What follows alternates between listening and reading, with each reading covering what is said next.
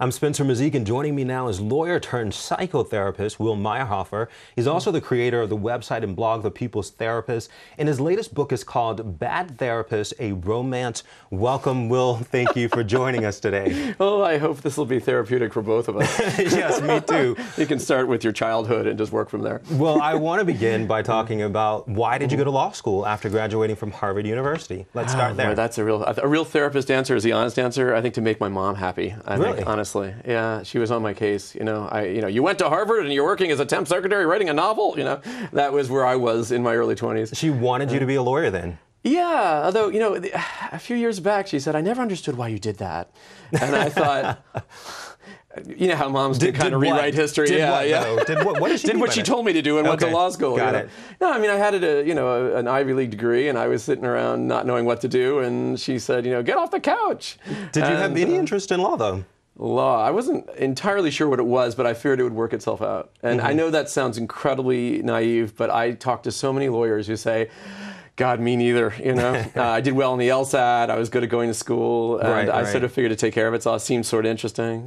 Well, and after going to NYU Law School, you went on to work at Sullivan and Cromwell. Can you tell us about that experience? Well, it's the trenches. It's really, I get a lot of credibility from the people I work with, the attorneys, because they're like, oh, wow, you're at S&C, huh? S&C New York, I mean, it doesn't get a whole lot rougher than that. It's a pretty tough shop. I mean, it's one of the top law firms in the world, and I pay due respect to it for that. But it's a very tough place to be in terms of in terms of just the human cost. I mean, the hours are crushing. Yeah. The work is difficult. There's very little support. You can really and look. Let's face it. The system is designed so that they cast off a few people every year, right? Is it true though, during your time there, that there was a performance review, or someone suggested that you do something else, that you do something different? Yeah, I had this one lawyer who just thought it was funny to say, maybe you're just not cut out for this, Will. And at the time, it was as if she took my soul and just crunched it up like a little piece of paper, Now I laugh about it and think, God, she was trying to tell me something. Like maybe she did, I mean, she seemed like it was fairly malicious at the time, but there may have been a little bit of kindness in there. Although it was suggested, when did you know within yourself that it was time to move on? I was just absolutely determined to make a square peg fit in a round hole. And, it sounds crazy, but I work with a lot of lawyers who say, that's what I'm doing, isn't it? I'm really trying. Because you're trained to please. Lawyers are such pleasers. They grow up and they're A students, top of their class. They're good at making teachers happy. And teachers give them great grades, and parents are happy, and everyone says, you're going places, kiddo. You're off to law school. And then, you wind up at the end of this speeding train, at a place like S&C, and you realize, how did I get here? Like, I never really stopped to think about it. Then how long did you try to make it work?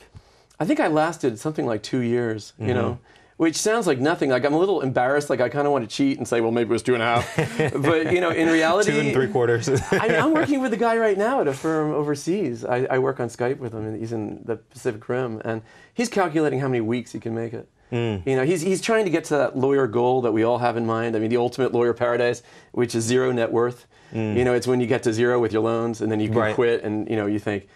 I don't know, just this image of a beach in Hawaii, I think, is what comes up. I mean, you can't really think past that. Just, no more loans. Well, speaking of loans, though, were you weighted with student loans and financial responsibilities that could have made it pretty difficult to leave the firm? I was sort of lucky in that I actually had an inheritance. My father died when I was a kid and left me some money, which I blew on law school. And you didn't blow all of it, did you? I blew a fair chunk of it, yeah. But it wasn't that much money. But at least I wasn't crippled. I mean, also, I don't think the price was quite as high as it is now. I mean, the tuition. The cost is different now. Yeah, the tuition. I mean, this is something that, if I say anything today, I want to just say this. Kids come into my office with $240,000 in debt and think nothing of it. And they're like 24, 25 years old. And a lot of them can't even find jobs. And even if they do have a job, I mean, over and above, the job is miserable, and they work you to death, and they abuse you, and expect to spit you out after 2 years. That's kind of the routine, And meanwhile, you're like, oh, I'm a terrible lawyer. Oh my gosh, I'm terrible. But even after working harder than you've ever worked in your whole life at fairly miserable stuff for 2 full years, you haven't made a dent in $250,000 in debt. And that's what really, I just want to run out in the streets and set myself on fire and scream and yell and fire, I don't know. So you didn't have any debt, though. I mean, did you know what your next step would be whenever you left the firm? You know, to this day, I wonder about this. I was offered, a friend of mine actually was a headhunter, and he said, "Will, you're coming from S&C. I can put you anywhere. I mean, just pick a firm and I'll put you in there. And you're general corporate. My God, I can place you tomorrow." And he was kind of, I think, thinking a fee wouldn't hurt either. And he actually had me go to an interview or two, and I just said, no, I just can't do this. I just can't do law anymore. Well, so tell us, how did the job at Barnes & Nobles, which is where you ended up in their marketing department, how did that come about? The hardest day I ever worked in my life.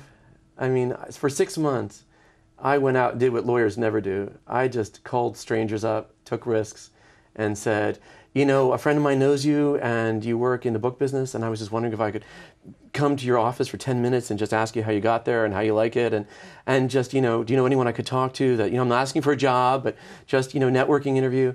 And I learned to network. I learned that skill, But were you looking for just anything or something specific? It's so odd, because I do this with my clients all the time. They say, well, what should I do next? And I say, well, what do you love? And, what do I love books, so I ended up in a bookstore. It was really that. I had that conversation. They were like, I actually talked to an outplacement guy who actually was really terrific. You're thinking, I love being around books. I just love them so much. I want get me to books. And, I thought books and music. And so I interviewed at every publishing house. I actually almost had a job at the New Yorker, believe it or not. And BN was the one that finally came through. But I did 42. I think I counted them. I don't know what it is about the number 42. It has some significance, but that's how many just interviews I did, just going to people's offices and just knocking their door down. And I talked to a lot of attorneys who are like, what do I do next? And I say, meet people, get out of that office, stop thinking about just giving them what they want and doing what you're told, and get out into the world and meet the people, because that's the world, it's people, really. And, that'll ignite something. And, that's how you do it. And so you were there at Barnes & Noble, and Nobles, I should say, and when the company began to downsize, you raised your hand and you volunteered to be downsized so that you could go on and pursue a master's in social work. Yeah. Why? The funny thing is, I kind of figured I'd be an early person to go, and I might even say, look, take me, because I was kind of middle management. What they actually did is they fired the management above my head and let me run the place for a while, and then finally, when they kind of mushed the corporate bookstores into the .com, I finally left, and they and by then I already was had admission for an MSW program, and I'd applied and everything. So I was going to leave. In fact, I had told my boss, listen, I'm planning to become a therapist, and I'm going to be taking courses and applying and all that. So I was planning to leave anyway. So tell me this, Will, though. Both your parents were therapists. Yeah. So is your brother. So are you saying that you never considered being one until that point in your career? Yeah, that's weird, right? I don't know that it's weird. I'm not going to. The reason is a good reason, though, which is that I'm gay, and I told my mom I was gay, and she didn't take it very well. In fact, she sent me to a psychiatrist, essentially to kind of be de-gayed. And I thought, mental health world, I'm never going to be part of that, And my brother became a therapist, and he said to me, look, there are really good people out there doing meaningful work. You can help people. It doesn't have to be like that. And he got me to do group therapy. Believe it or not, at NYU Law School was my first group I ever did. For some reason, they offered it to the students. And I thought, oh my God, this is like electrifying. It's like fascinating, This is really what I really want to do. It must be my genes or something. But there was that strange feeling of kind of reconciling myself to something that I felt had damaged me at the time. And turning it around and making it something. Damaged you because of the people that you encountered early on? Well, I needed to be supported as a gay kid, I was a gay teenager, and I needed somebody to say, that's okay, we celebrate it, Instead, I had a mental health world that was just about 10 years beyond trying to cure me, I think, at that point, but hadn't really gotten around to supporting me. So they just kind of left me dangling. And I had a bad experience. I was in someone's office with no support at all. And so, it's interesting because I've become a therapist as a corrective to that experience. I was going to say, you're probably very different from what you've experienced. Yeah, a few things. I'm very engaged. One of Freud's clients, Theodore Reich, said it was a conversation, it was 50-50, but it was a conversation about me. And I thought, well, that's what therapy ought to be. I'm not going to be staring at the clock or just listening and scratching my beard or just going, what do you think?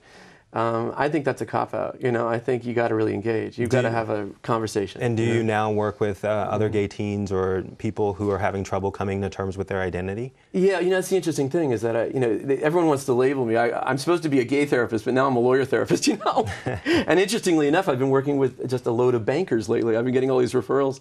One of my guys went to a hedge fund, he had banking friends, and so suddenly I'm the banker therapist. So, you know, I mean, I guess I'm just a therapist, really. I mean, I happen to be gay. I used to be a lawyer. It's whoever comes in my door. For a while, I was working with HIV-positive gay men, and I thought, okay, you know, this is fascinating, and people from all kinds of diverse backgrounds and incomes, and now suddenly I'm working with a whole lot of lawyers all over the world. You know, I work remotely with people in the Persian Gulf and the Pac Rim, and that's been fascinating. But so tell me this, well, how did you know then, and how do you know now that you found your passion or your calling, so to speak? Oh, I just love it. You know, I loved it. I would have done it for nothing. I mean, I have some lawyers who, I get this call basically every month is, can I have lunch with you? I want to talk about becoming a therapist. And it's a lawyer usually. And I'll say, sure. God, after doing 41 interviews with people, having asked them that, I really owe people that. So I say, sure. And they'll take me out to lunch. If they're really broke, I'll buy them pizza, and we'll sit and we'll talk. And I'm sort of scoping them out and thinking, are you a therapist? And if they love it, they're a therapist. Well, what advice would you give to other folks out there who are looking to find their passion, and what tools do they need to find it? You have to stop doing what you're told. Stop living someone else's life. Stop being who you're supposed to be. I mean, it sounds weird, but you have to stop worrying about money. I tell people there are two concepts that you have to embrace. One is poverty, and the other is humiliation. Because you're going to be earning a lot less, and you're going to be starting at the bottom of the totem pole, And that's what I did. When I went to VN.com, I was like an analyst or something. I think they called me a manager just because I was 10 years too old to be an analyst, But I was at the bottom. I took a pay cut about half. And that job was a whole lot better. I was happy. But then I thought, I've got a calling here. It's something I'm fascinated by. And I think my starting salary as an MSW was $23,500. Which was a significant drop in what you were paying. Quite a bit from Sullivan and Cromwell, yes. And there were no stock options or, bonus. It was, but I was working a job I loved. And I had my eye on the prize. And, I want to talk very briefly about the name of the blog, which you're also known as The People's Therapist. Where did that come from? Yeah, I hesitate to say this on TV, but I'll tell you, it's because my literary agent couldn't get over the fact that I see everyone regardless of cost.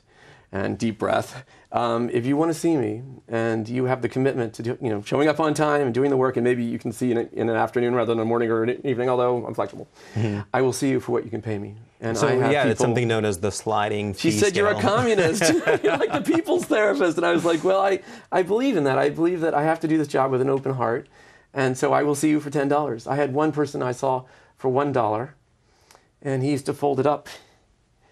And he would give it to me, Yeah, well, it certainly indicates a certain level of trust between you and your patients. But before we go, I want to talk about your latest book, which is called Bad Therapist. It seems like a departure from some of your other work. Yeah, Can you tell us about it? I wrote this one for fun. I think I was, I've been writing about lawyers. My first book is all psychoanalytic theory. It's actually a very complex book, very simplified. The idea is you read it, you don't know it's that complicated, but it's really a presentation of psychoanalytic theory. And the second book is, it's sort of self-explanatory, all about law and lawyers. And this book, I wanted to write something fun, and I was thinking about, what's it like to be a therapist? What's it like to be in the other chair? And I thought I'd write the most honest book I possibly could about that. And I invented this alien from outer space. I know this sounds crazy, who kind of comes and wants to be a therapist too. And he comes and visits this therapist, and they fall in love. Oh, wow. And they sort of do therapy on each other and kind of fall, he becomes a therapist. And the idea being that the therapist falls back in love with what he's doing. And I think it was a process for me of falling back in love with this work again. Yeah. Trying to find the love and the joy in it again. There's nothing better than, waking up in the morning, going into my office and thinking, oh, good, I'm excited about this. I have a whole bunch of people, and I have the privilege of hearing about their lives. I can't believe this is a job. It's the most fascinating thing you could imagine. Well, it's certainly infectious, so thank you so much for joining us today to talk about your career. Well, thanks for having me here. It's been a pleasure. For more information on this or other topics, subscribe to BloombergLaw.com. You can follow us on Facebook and Twitter. Thank you for joining us. Bye, everybody. Thanks.